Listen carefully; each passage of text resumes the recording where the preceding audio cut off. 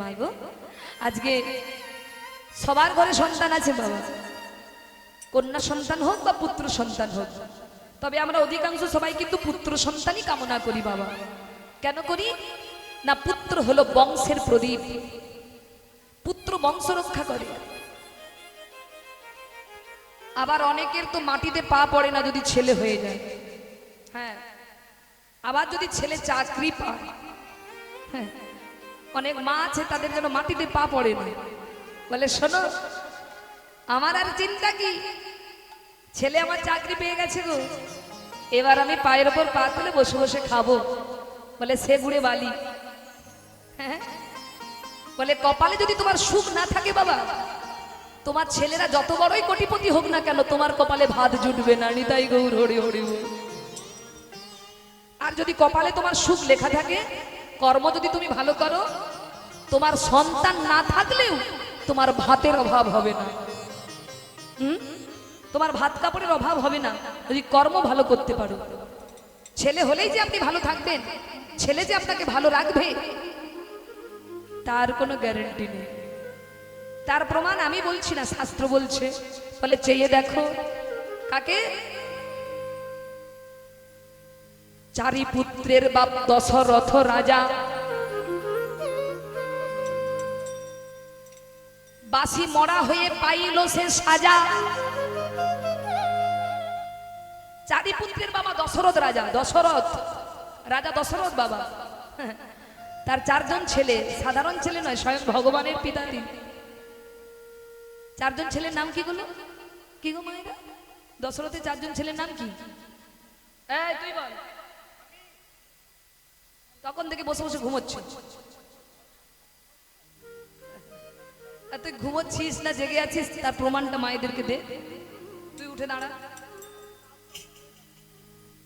ও শুধু প্রসাদ খাবে, সেই দিকে লোভ। দশরথের চারজনের ছেলের নাম বললে এক্ষুনি তোকে প্রসাদ পাতে পাঠিয়ে দেবো। ঠিক ঠিক যদি উত্তর দিতে পারিস, তোকে আর বাজাতে হবে না, তুই প্রসাদ পাবি, তারপরে সে বাজাবে। বল।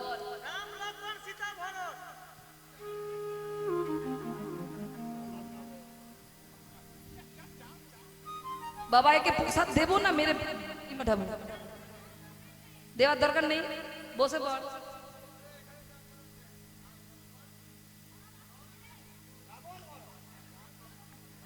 বসে পড়, বসে পড়, তুই অনেক করেছিস, বসে পড়। তোর কপালে প্রসাদ নেই, বস।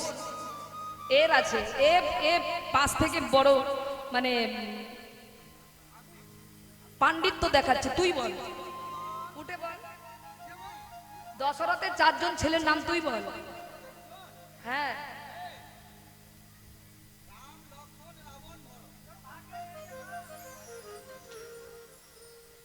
কি সব যন্ত্র দলে এসেছে দেখো। হ্যাঁ, এতদিন কীর্তন গানে যোগ দিয়েছে, এখনো দশরথের চারজন ছেলের নাম জানলো না দাদু। এদের এদের এদের কি করা উচিত বলুন তো? আচ্ছা, সঠিকটা এবার আপনারা বলুন তো। হরি বল, হরি বল, নিতাই গৌর হরি হরি বল। জয় রাধে।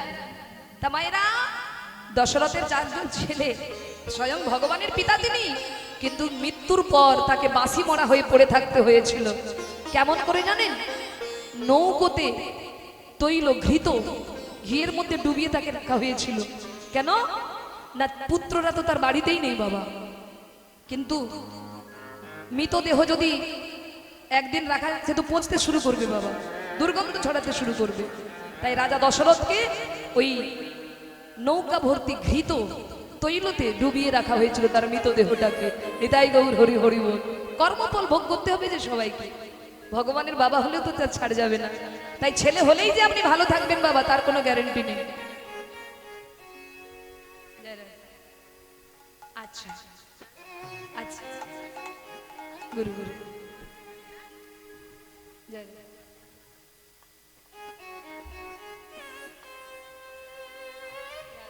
রাধে রাধে।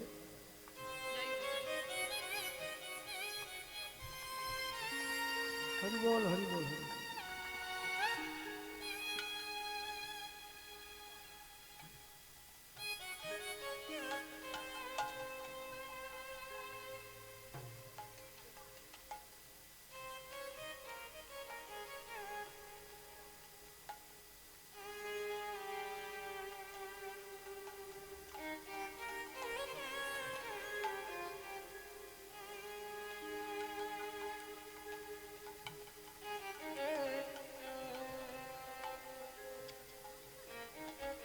কৃষ্ণ ভক্তি হোক। নিতাই গৌর হরি হরি বল। জয় রাম। হরি হরি বল। জয় রাম।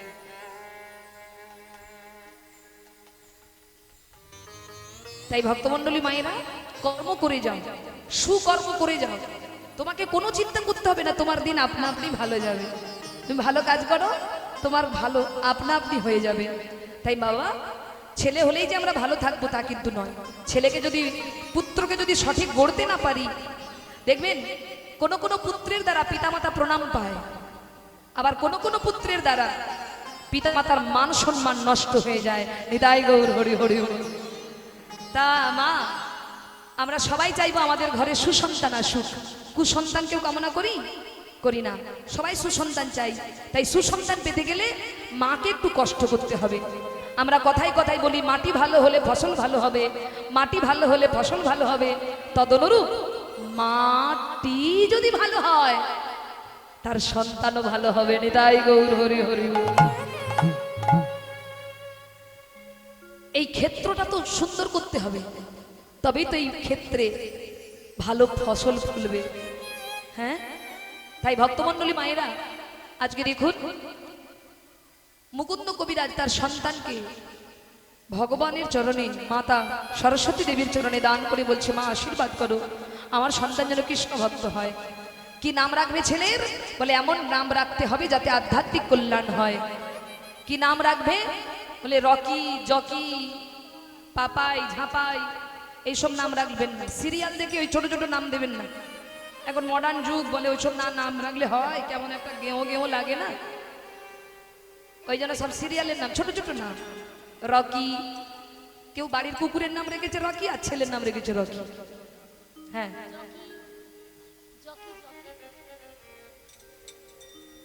তারপরে এই যে করোনা গেল, আবার করোনার সময় ছেলে হয়েছে বলে নাম রেখেছে করোনা। আবার আয়লা ঝড়ের সময় মেয়ে হয়েছে বলে নাম রেখেছে আয়লা। কি সব বাবা মায়ের রুচি, বাবা মায়ের রুচি। একটু আধ্যাত্মিক হোক, তাহলে সন্তান আপনার ভালো হবে। নামের মধ্যে অনেক ক্রিয়া হয় বাবা। যেমন অজামিল তার ছেলের নাম রেখেছিল নারায়ণ, কিন্তু পাপী হয়েও তিনি গোলক বৈকুণ্ঠে গিয়েছিলেন। কেন? ছেলের দ্বারা। ভগবান নারায়ণকে ডাকেনি, ছেলেকে ডেকেছে, তাই যদি উদ্ধার হয়ে যায়, তাহলে নামের কি ক্রিয়া নেই বাবা? অবশ্যই আছে। নাম নামী অভেদ, নামের মধ্যেই নামই আছে। হ্যাঁ, তাই ছেলের নাম কি রাখা যায়?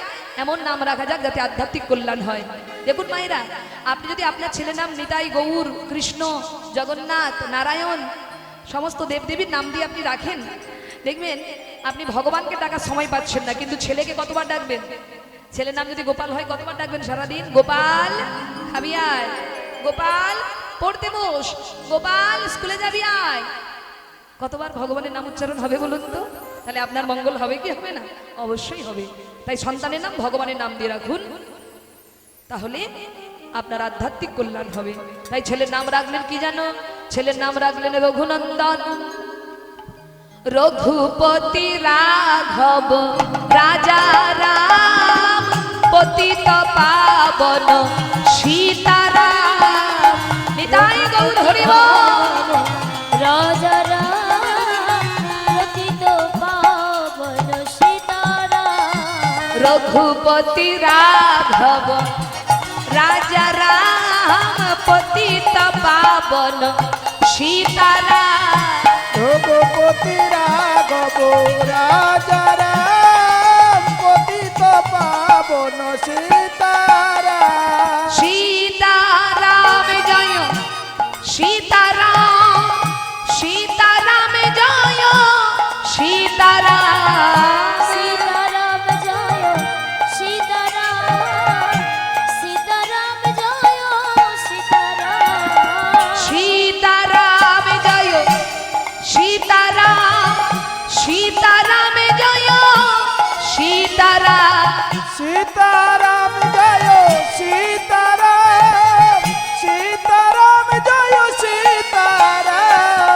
রঘুপতি রাঘব রাজা রাম, পতিত পাবন সীতারাম। রঘুপতি রাম, রাজা রাম, পতিত পাবন সীতারাম। রঘুনন্দন নাম রেখেছে মা। আর সেই রঘুনন্দন ধীরে ধীরে বড় হচ্ছে পিতামাতার স্নেহের ছায়ায়। একদিন রঘুনন্দনের বয়স যখন 5 বছর হলো মাগো, একদিন মুকুন্দ কবিরাজ পূজায় বসেছে, অর্ধেক পূজা হয়েছে, আর পাশের গ্রাম থেকে একটা ছেলে ছুটতে ছুটতে আসছে। কবিরাজ মশাই, কবিরাজ মশাই, কবিরাজ মশাই, কবিরাজ মশাই, কবিরাজ মশাই, কবিরাজ মশাই। ওই পাশের গ্রামের ছেলেটা ছুটতে এসে ওই কবিরাজ মশাইয়ের চরণটা জড়িয়ে ধরে বলছে, কবিরাজ মশাই, কবিরাজ মশাই, আপনি তাড়াতাড়ি চলুন কবিরাজ মশাই, আমার বাবার বড় বিপদ, আপনি না গেলে আমার বাবাকে বাঁচাতে পারবো না, আমার বাবা মৃত্যু যন্ত্রণায় ছটফট করছে, আপনি কৃপা করে একবার চলুন কবিরাজ মশাই। বাবা একটু অপেক্ষা করো, আমি গোপীনাথের পুজোটা করে নেই, তারপর আমি তোমার বাবার চিকিৎসা করতে যাব। না কবিরাজ মশাই, আপনি পুজো পরে এসে করবেন, কিন্তু আমার বাবার যদি কিছু হয়ে যায়, আমি যে বাবাকে বাঁচাতে পারবো না, আপনি তাড়াতাড়ি চলুন না কবিরাজ মশাই, আপনি তাড়াতাড়ি চলুন। হে গোপীনাথ, এখন আমি কি করব? আমি তোমার পূজা ছেড়ে, পুজোর আসন ছেড়ে উঠে যাব কি করে? আমার যে এখনো পুজো সমাপ্ত হয়নি। কবিরাজ মশাই, আপনি কি ভাবছেন? আপনি তাড়াতাড়ি চলুন না কবিরাজ মশাই, চলুন।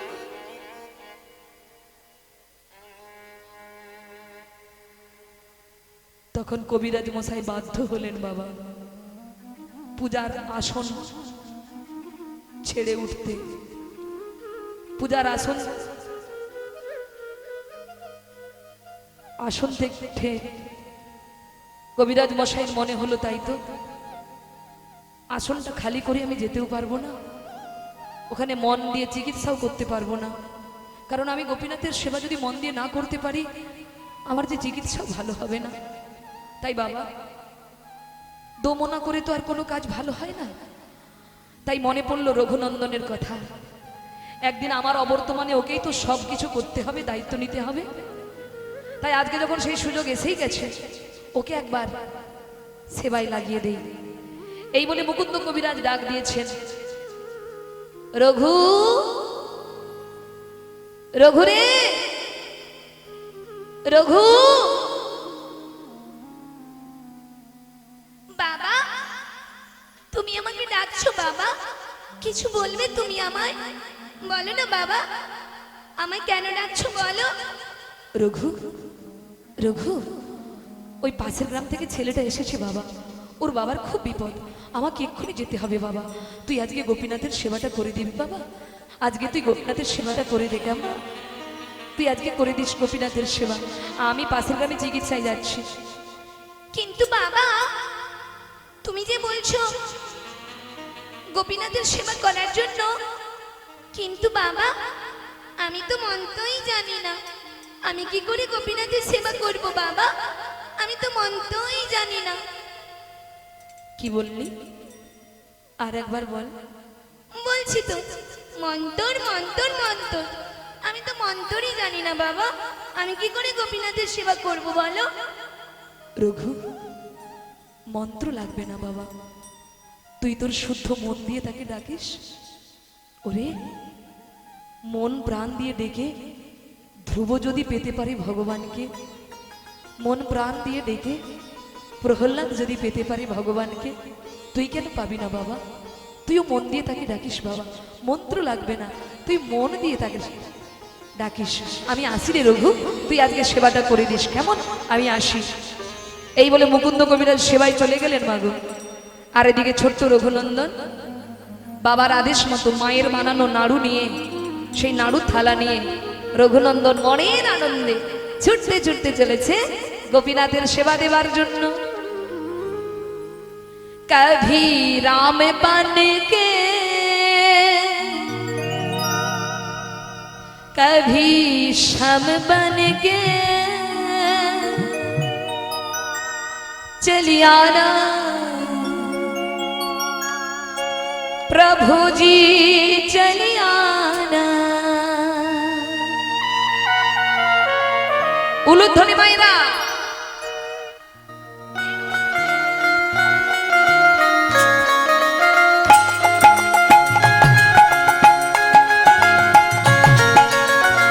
বাহু তুলে হরি বল। कभी आम बन के कभी शाम बन के चली आना प्रभु जी चली आना। कभी समय बनेगी कभी समय बनेगी चलिया ना प्रभु जी चलिया। कभी राम बन के कभी शाम बन के चली आना प्रभु जी चली आना। कभी राम बन के कभी शाम बन के चलिया ना प्रभु जी चलिया ना। तो तुम राम रूप में आना तुम राम रूप में आना। तुम राम रूप में आना।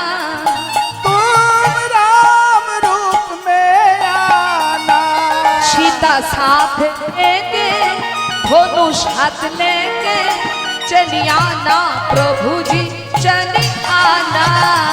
सीता साथ लेके दोनों हाथ लेके चलिया ना प्रभु जी चलिया ना। सीता साथ लेके धनुष हाथ लेके चली आना प्रभु जी चली आना। सीता साथ लेके दोनों हाथ लेके चलिया ना प्रभु जी चलिया ना। तो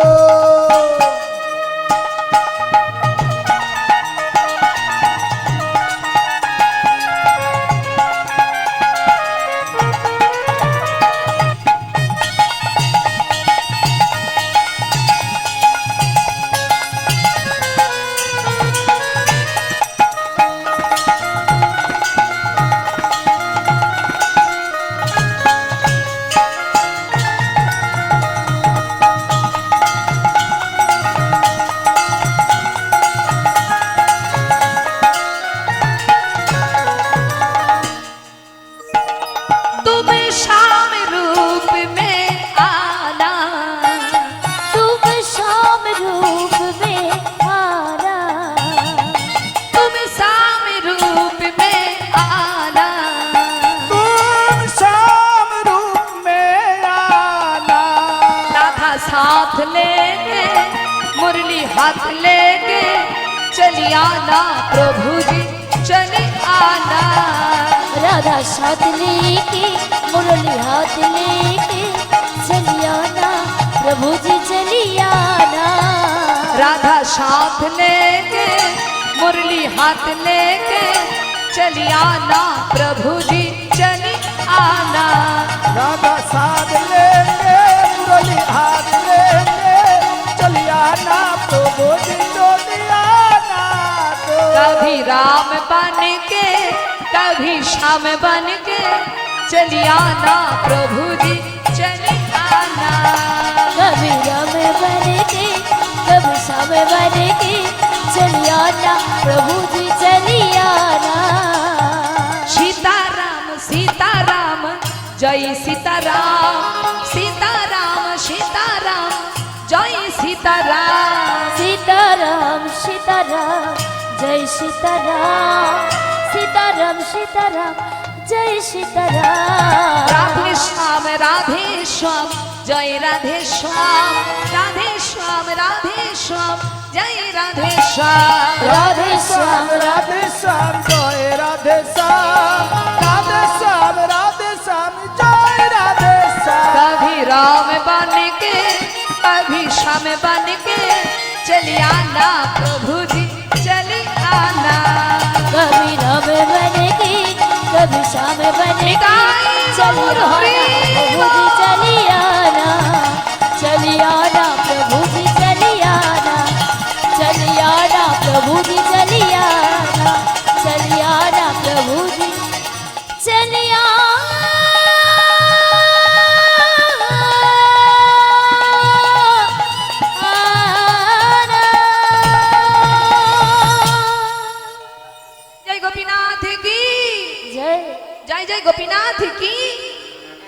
জয় গোপীনাথ কি। এই যে শোনো,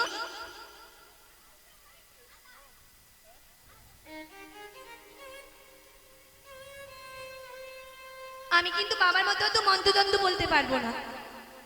আজকে কিন্তু বিনা মন্ত্রেই তোমায় সেবা করতে হবে।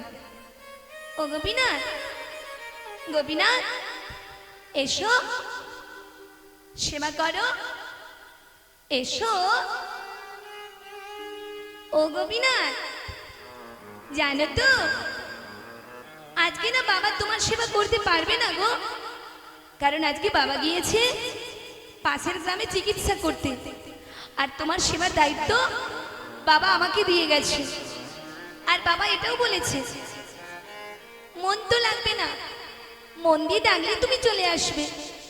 ও গোপীনাথ, গোপীনাথ এসো, এসো না গোপীনাথ, এসো, সেবা করো, এসো। কি হলো, আসছো না যে? ও আসলে দরজা খোলা আছে তো, তাই তুমি আসছো না। দাঁড়াও, আমি দরজা বন্ধ করে দিচ্ছি, একটু দাঁড়াও।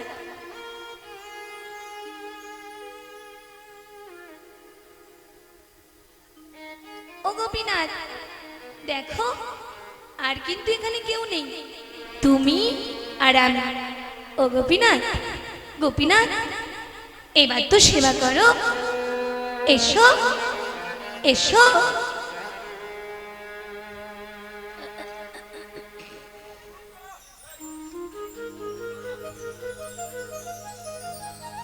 এসো। ও আমি তখন থেকে বলছি এসো সেবা করো, এসো সেবা করো। আর দেখো মাথায় চূড়া পরিয়ে রেখেছি, হাতে বাঁশি। মাথায় চূড়া থাকলে কেউ খেতে পারে নাকি? দাঁড়াও, আমি তোমার চূড়া আর বাঁশি সব সরিয়ে নিচ্ছি।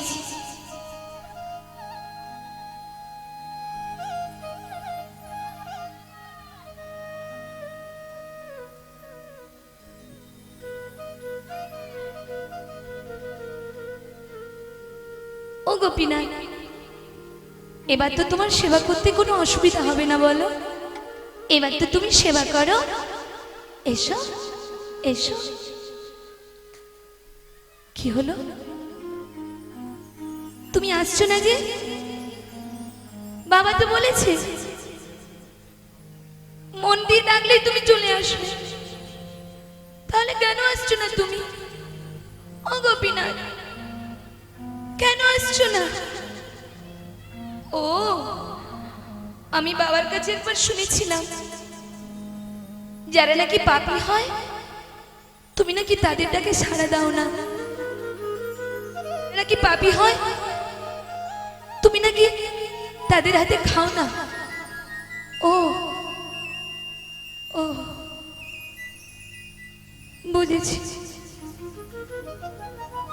আমি পাপী, তাই তো তুমি আমার হাতে খাচ্ছ না। আমি পাপী বলে তুমি আমার হাতে খাচ্ছ না। ঠিক আছে, ঠিক আছে গোপীনাথ, ঠিক আছে, তুমি যখন বুঝিয়ে দিলে আমার হাতে তুমি খাবে না, আমি পাপী। দেখো গোপীনাথ আমি কি করি, দেখো তুমি। দেখুন মা, গোপীনাথ কিন্তু জানে না, রঘুনন্দন তো জানে না যে ওটা পাথরের বিগ্রহ। তিনি কিন্তু পাথর মনে করে একবারের জন্য সেবা দিচ্ছে না। তিনি ভেবেছে আমিও যেমন খাই ওই গোপীনাথও তেমন খায়, আমিও যেমন কথা বলি গোপীনাথও কথা বলে, আমিও যেমন ছুটে বেড়াই গোপীনাথও ছুটে বেড়ায়, তাই আমি যেমন গোপীনাথও তেমন। কিন্তু মানে রঘুনন্দন একবারের জন্য গোপীনাথকে পাথর মনে করছে না, সচল মনে করে বারবার সেবার কথা বলছে। আর যখন সেবা করছে না, রঘুনন্দন বলছে দেখো গোপীনাথ করি, আমি এবার কি করি তুমি দেখো। এই বলে রঘুনন্দন ওই পাথরের বিগ্রহের জন্য মাথা ঢুকছে আর বলছে খাও, খাও, খাও, খাও বলছে। আর যেই না মাথা ঠুকছে অমনি কপাল ফেটে ঝরঝর করে রক্ত পড়ছে। আর যেই না রক্ত পড়লো বাবা, ভগবান আর পাথর হয়ে বসে থাকতে পারলো না গো। কারণ ভক্তির যন্ত্রণা ভগবান যে সইতে পারে না। ভগবান সচল হয়ে দুটো বাহু প্রসার করে বলছে, রঘু রঘু দে, রঘু দে। বলে দে দে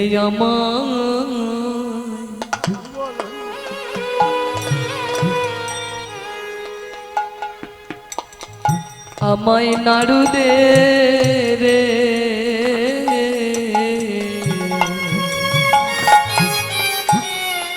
দিদি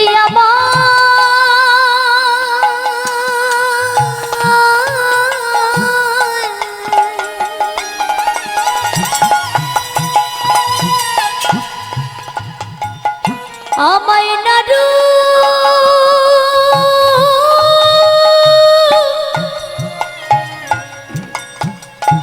নাড়ু দে না।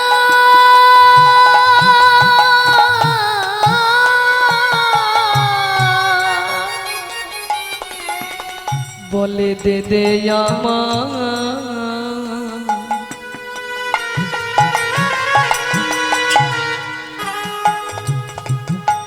আমায় নাড়ু দে রে।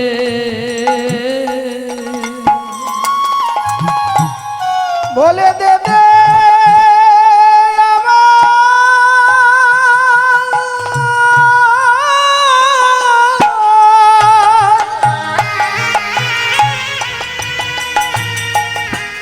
আমায় নাড়ু দে রে।